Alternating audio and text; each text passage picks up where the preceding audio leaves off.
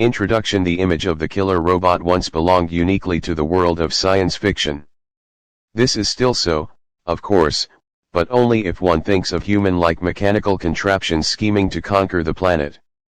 The latest weapons systems planned by the Pentagon, however, offer a less anthropomorphic example of what machines with predatory capabilities might be like: pilotless aircraft and unmanned tanks intelligent enough to be able to select and destroy their own targets.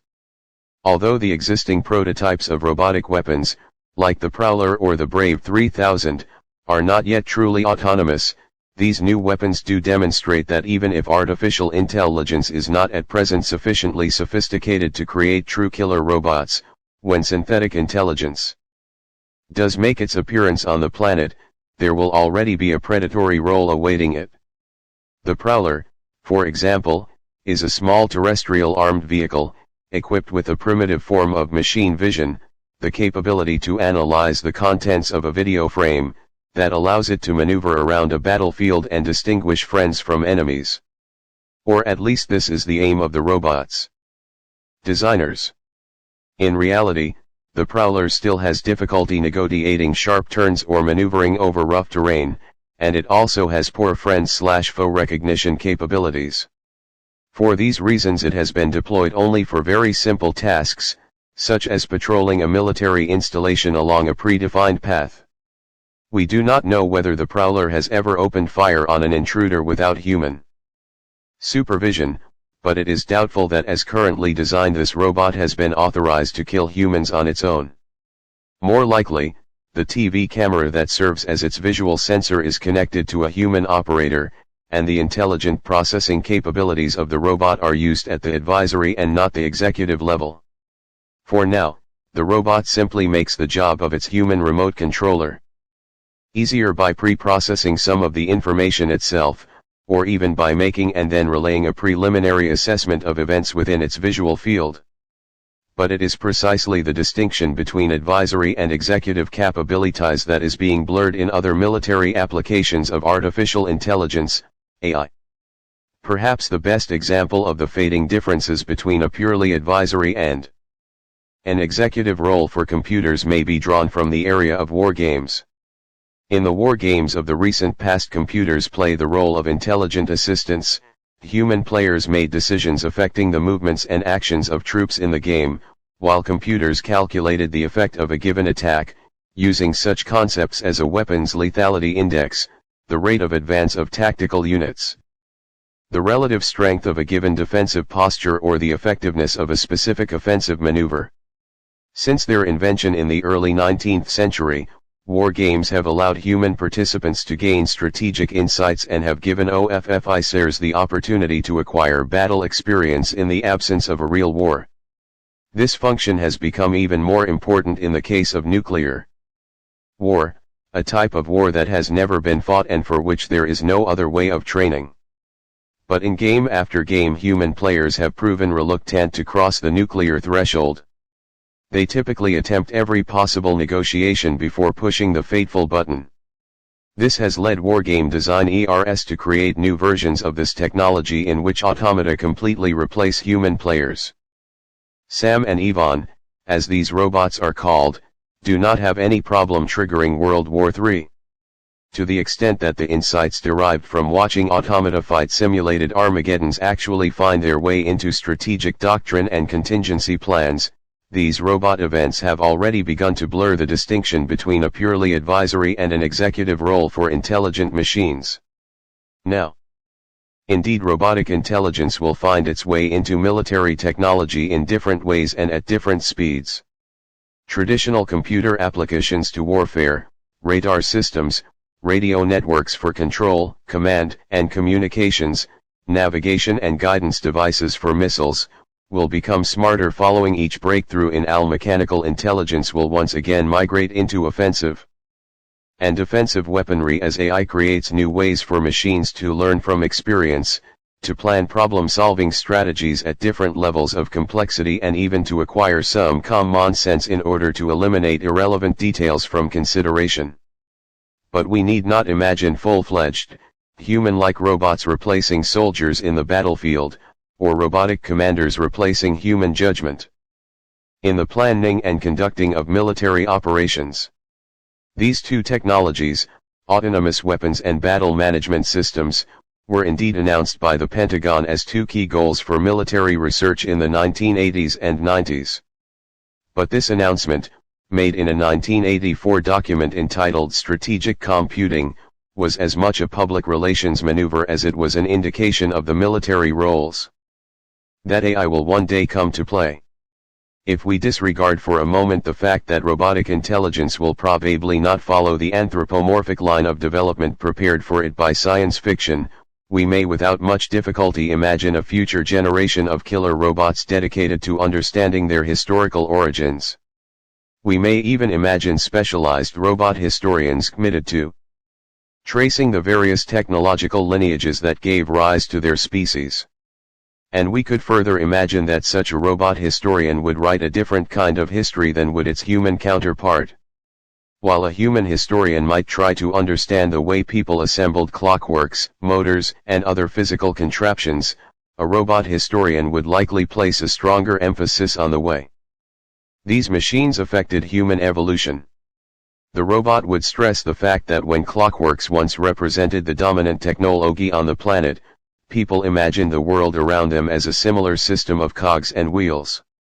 The solar system, for instance, was pictured right up until the 19th century as just such a clockwork mechanism, that is, as a motorless system animated by God from the outside. Later, when motors came along, people began to realize that many natural systems behave more like motors. They run on an external reservoir of resources and exploit the labor performed by circulating flows of matter and energy. The robot historian of course would hardly be bothered by the fact that it was a human who put the first motor together, for the role of humans would be seen as little more than that of industrious insects pollinating an independent species of machine flowers that simply did not possess its own reproductive organs during a segment of its evolution. Similarly, when this robot historian turned its attention to the evolution of armies in order to trace the history of its own weaponry, it would see humans as no more than pieces of a larger military-industrial machine, a war machine.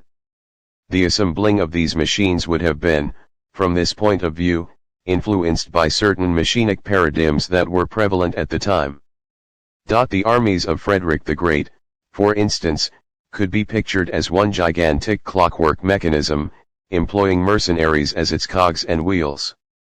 In a similar way, Napoleon's armies could be viewed as a motor running on a reservoir of populations and nationalist feelings.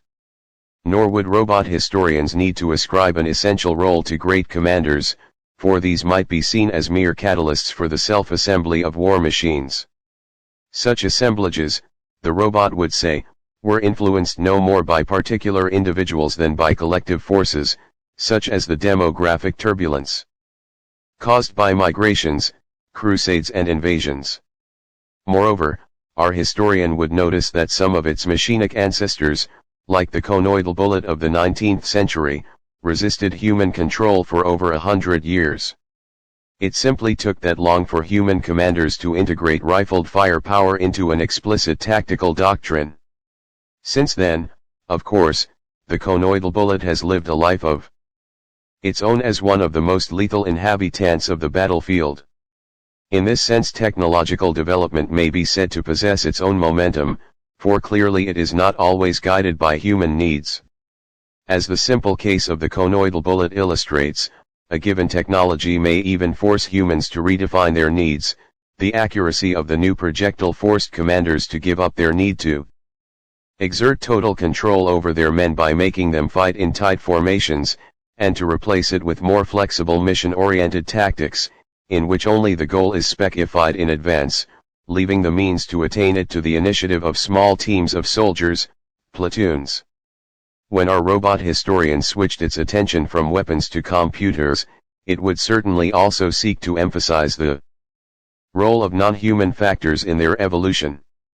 It would, for example, recognize that the logical structures of computer hardware were once incarnated in the human body in the form of empirical problem-solving recipes. These recipes, collectively known as heuristics, from the Greek word for discovery, related to the word eureka, include rules of thumb and shortcuts discovered by trial and error, useful habits of mind developed through experience, and tricks of the trade passed on from one generation of problem solvers to the next. Some of the valuable insights embodied in heuristic know-how may then be captured into a general-purpose, infallible problem-solving recipe, known as an algorithm. When this happens, we may say that logical structures have migrated from the human body to the rules that make up a logical notation, the syllogism, the class calculus, and from there to electromechanical switches and circuits. From the robot's point of view, what is important is precisely this migration and not the people involved in effecting it. Thus, the robot would also stress the role of other such migrations, like the migration across different physical scales that carried logical structures over from vacuum tubes to transistors, and then to integrated chips of ever-increasing density and decreasing size. These two migrations would constitute an essential component of the history of the robot's body, or in the language more proper to it, of its hardware. I will, in the pages that follow, trace the history of several military applications of AI as much as possible from the point of view of our hypothetical robot historian. I will attempt to do this, in other words, from an angle that stresses the effects of technology on the military, understood here as being itself a coherent higher-level machine, a machine that actually integrates men, tools, and weapons as if they were no more than the machine's components.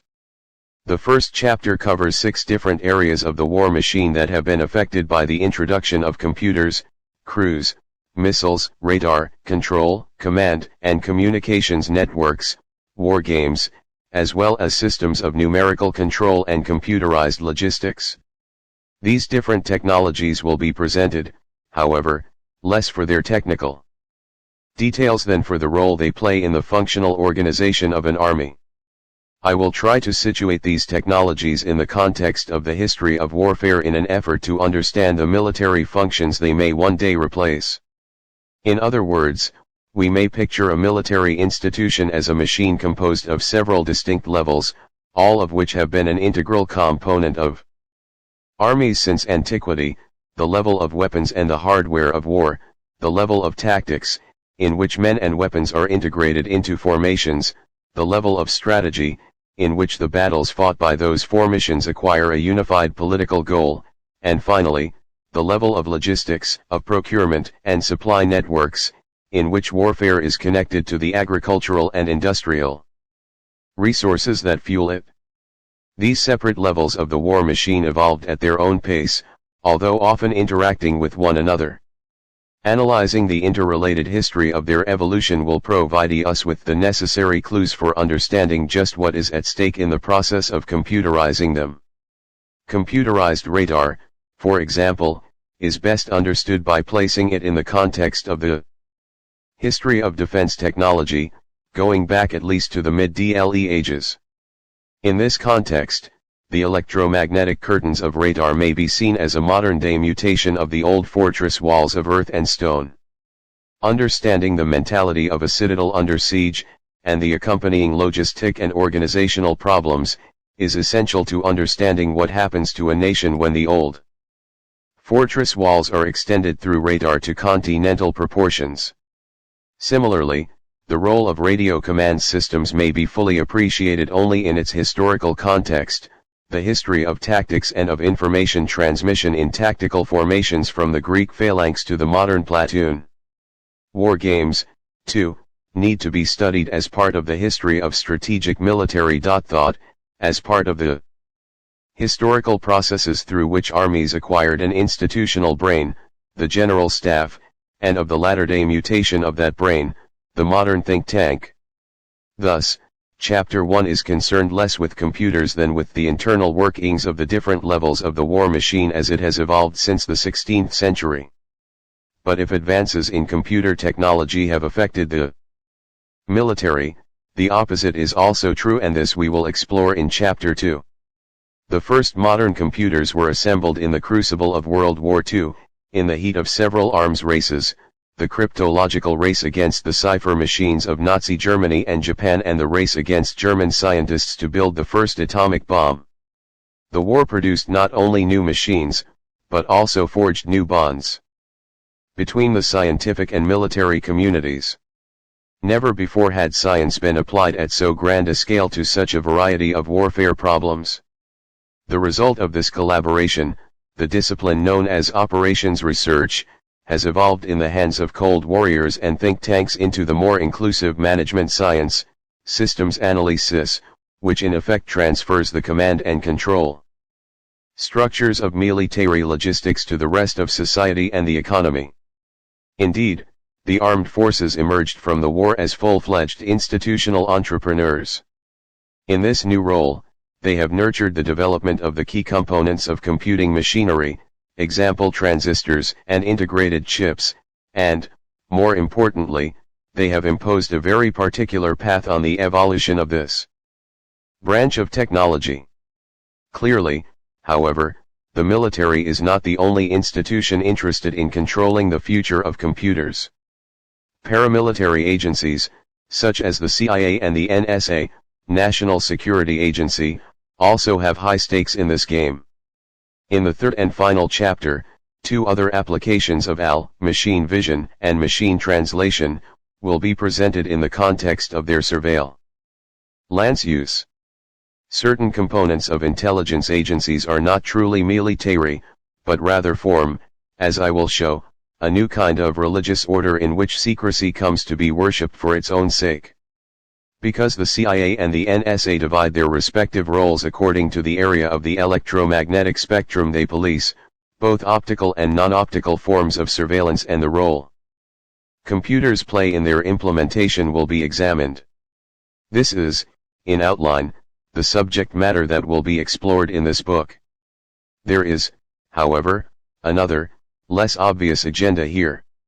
For computers have not only become powerful instruments of oppression in the hands of military and paramilitary agencies, they have also opened new windows onto the creative processes of nature. In the last 30 years, for instance, computers have allowed scientists to investigate the mathematical foundations of natural processes of self-organization. These are processes in which order emerges spontaneously out of chaos.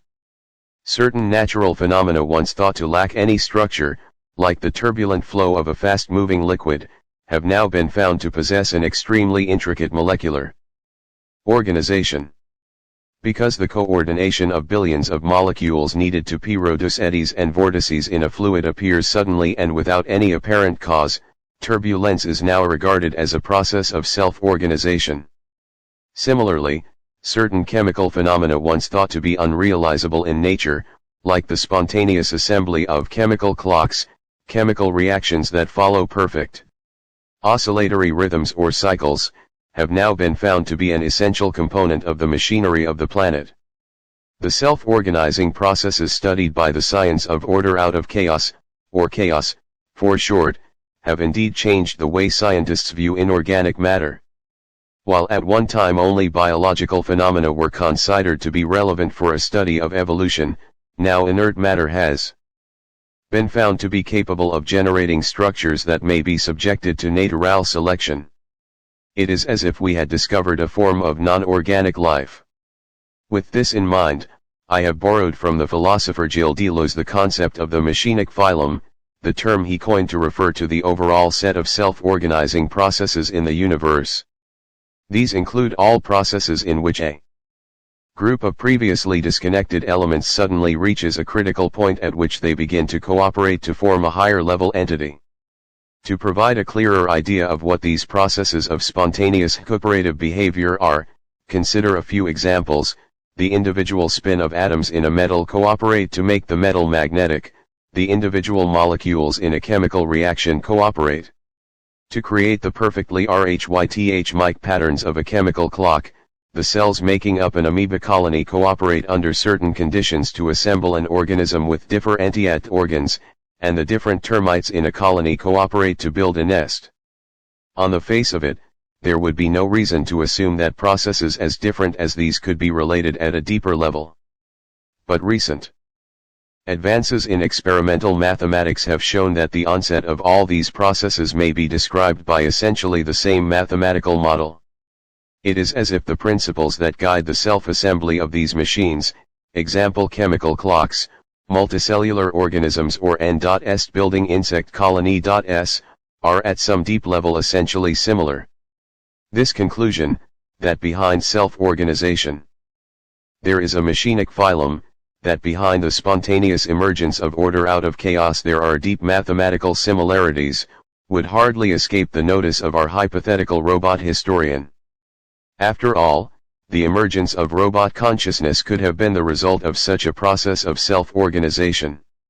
Such processes, as we will see, have in fact been observed in large computer networks, and in small neural nets. Furthermore, the notion of a machinic phylum blurs the distinction between organic and non-organic life, which is just what a robot historian would like to do. From its point of view, as we have seen, humans would have served only as machine surrogate reproductive organs until robots acquired their own self-replication capabilities. But both human and robot bodies would ultimately be related to a common phylogenetic line, the machinic phylum. Order emerges out of chaos, the robot would notice, only at certain critical points in the flow of matter and energy.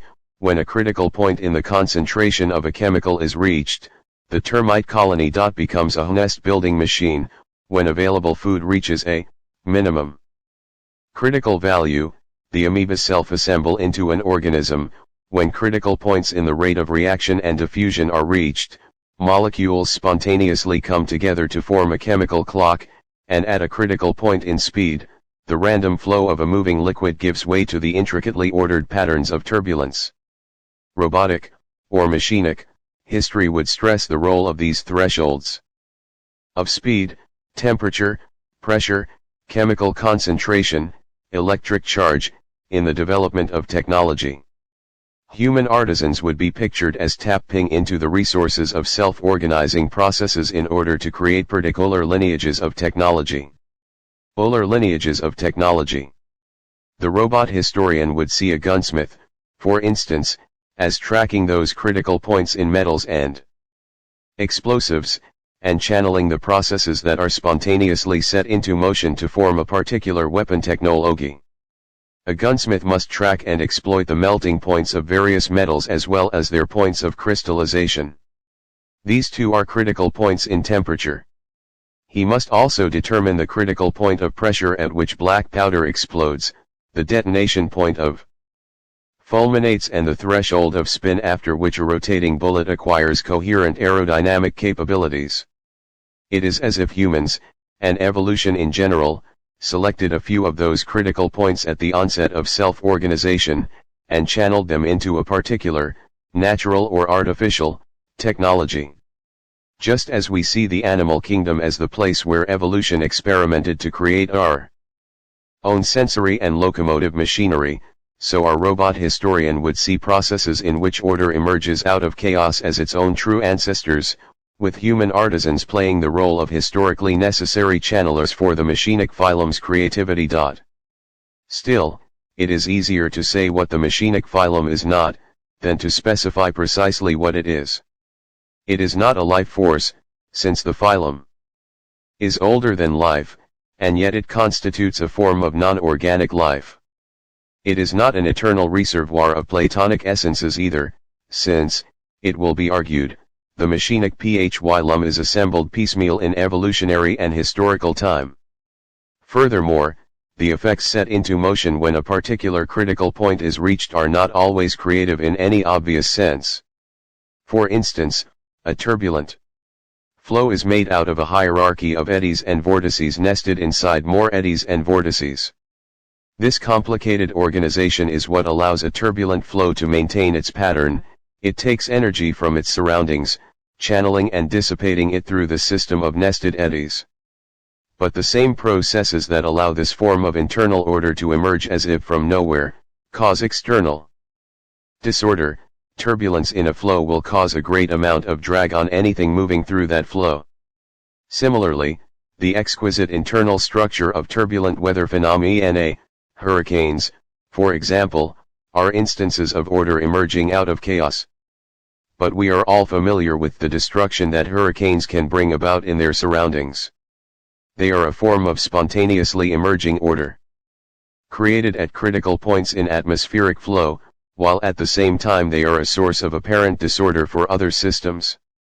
We find a similar situation when we move, by analogy, to other forms of turbulence affecting warfare directly, the demographic turbulence produced by migrations, invasions, or crusades, for example. Critical points in the growth of the urban masses are known to have played a role in triggering wars throughout modern history. Whether we consider demographic pressures as having creative or destructive effects will depend on our point of view. They are creative to the extent that they influence the assembly of armies and of war-related technology, but destructive in their ultimate consequences. Similarly, after a certain critical point is reached in the number of computers connected to a network, a threshold of connectivity, the network itself becomes capable of spontaneously generating computational processes not planned by its designers. For instance, in many computer networks, like the ARPANET, discussed in Chapter 1, there is not a central computer handling the traffic of messages. Instead, the messages themselves possess enough local intelligence to find their way around in the net and reach their destination. In more recent schemes of network control, messages are not only allowed to travel on their own, but also to interact with each other to trade and barter resources, computer memory, processing time. In these interactions, the local intelligence granted to the messages may be increased spontaneously, giving them more initiative than originally planned by the programmers. Whether these processes are viewed as creative or destructive will depend on how much they interfere with the network's original function. These last two examples illustrate the strategy one will follow in this book to track the effects of the machinic phylum into the realm of warfare and computers. Although processes of self-organization have been modeled mathematically at different levels of scale, from atoms to insect colonies, they have not been extended beyond that. Some attempts have been made to model urban growth phenomena, as well as certain aspects of economics, using the mathematical technology of chaos science. But these attempts have been limited, and even their authors admit they are proceeding by analogy with lower level cases. For similar reasons, my approach will remain more analogical than mathematical. I will begin with an image that has a clear physical meaning, turbulence, for instance, and then apply it analogically to warfare and computers. As we will see, mathematical models of the outbreak of war have been created, and they suggest that the onset of armed conflict is related, remarkably, to the onset of turbulence in a flowing liquid. But these efforts are just beginning, and it seems more important now to create a rough map of all the different areas of the military that could be studied by chaos science, even if this implies occasionally leaving the realm of factual discourse to enter a world of speculation. What would we expect to find in such a map? Since critical points, of speed, temperature, charge, and so on, occur at the onset of self-organization, this map should locate some of the critical points related to warfare. On the one hand, there are physical thresholds related to weapons manufacture, melting and crystallization points of metals, explosion, detonation, and fission points, thresholds of spin and speed. In the same category, we could also include critical points in the weather, the onset of winter, for instance, as well as critical points in geography, a mountain pass, the confluence of two rivers, a bridgehead. On the other hand, there are critical points operating at higher levels of complexity, tactical formations, battles, wars and so on. In this book I will attempt to draw such a map, including the critical points at which new processes are unleashed, the feedback loops pushing society to those critical points and the role of commanders in the creation of tactical, strategic, and logistic systems that maximize the dispersion of friction during battle. This map will in fact constitute the genealogical tree that our hypothetical robot historian would have traced for its species. In this chart, the robot would see the Evolution of armies as machines, clockworks, motors, and networks, the different forms in which intelligence migrated from human bodies to become incarnated in physical contraptions, and the processes through which artificial forms of perception, vision, hearing, came to be synthesized and embodied in computers. Most of all, our robot historian would make a special effort to think of evolution as related not only to organic life, a lineage to which it clearly does not belong, but also to any process in which order emerges spontaneously out of chaos, the non-organic life represents.